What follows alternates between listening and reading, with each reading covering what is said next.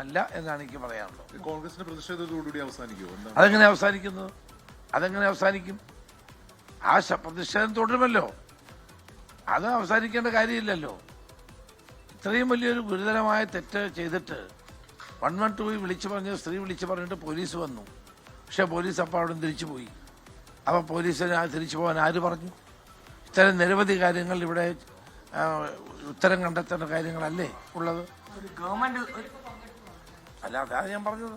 ഒരു ഗവൺമെന്റ് ഉദ്യോഗസ്ഥ ഇത്തരം ഒരു ഈ രീതിയിൽ ഒരു അവിഹിത ബന്ധത്തിൽ കൂട്ടുനിൽക്കുന്ന നിയമപരമായിട്ടൊരു വസ്തു തന്നെ. അതെല്ലാം ഇതിനകത്ത് അത് ഞാൻ പറഞ്ഞു. ധാരാളം നിയമപ്രശ്നങ്ങൾ ഈ കാര്യത്തിൽ ഉൾപ്പെട്ടിരിക്കുകയാണ്. അത് ഞങ്ങൾ തമ്മിൽ സംസാരിച്ച് തീർത്തു എന്ന് പറഞ്ഞാൽ തീരുന്ന ഒരു കാര്യമല്ല. അതിപ്പോൾ അവർ വ്യക്തിപരമായ കാര്യം. അതിൽ അന്തർലീനമായിട്ടുള്ള നിയമപരവും ധാർമ്മികവുമായ കാര്യങ്ങൾ കേരള സമൂഹം ചർച്ച ചെയ്യുന്ന വിഷയമല്ലേ? സംസ്ഥാനത്തെ ഒരു മന്ത്രിയല്ലേ? അങ്ങനെ കേസ് ജയിച്ച് മായ്ച്ചു കളയാൻ കഴിയുമോ?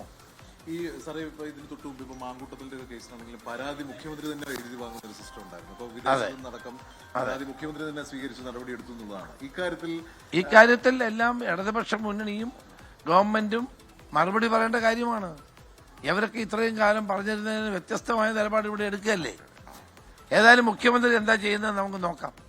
പിന്നെ അതേപോലെ തന്നെ ഈ UDF കാലത്ത് ഇത്ര ആരോപണം ഉണ്ടായപ്പോൾ UDF മന്ത്രിസഭയിൽ നിന്ന് ഇദ്ദേഹത്തെ പുറത്താക്കിയിട്ടുണ്ട്. അപ്പൊ സ്വാഭാവികമായിട്ടും ഇദ്ദേഹം ഒരു സ്ഥിരം ഹാബിച്വൽ കുറ്റവാളിയാണ് ഇക്കാര്യത്തിൽ. അല്ല, ഞാൻ അങ്ങനെ ആർക്കും വിധി എഴുതാനൊന്നും തയ്യാറാവുന്നില്ല.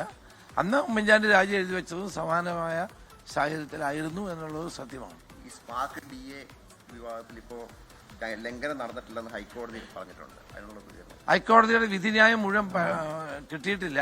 അത് വായിക്കട്ടെ. ഏതായാലും ഞങ്ങൾ അതിന് മേൽക്കോടതിയിൽ അപ്പീലായി പോകും. ഡിവിഷൻ ബെഞ്ചിലേക്ക് ഞങ്ങൾ അപ്പീലുമായിട്ട് പോകും.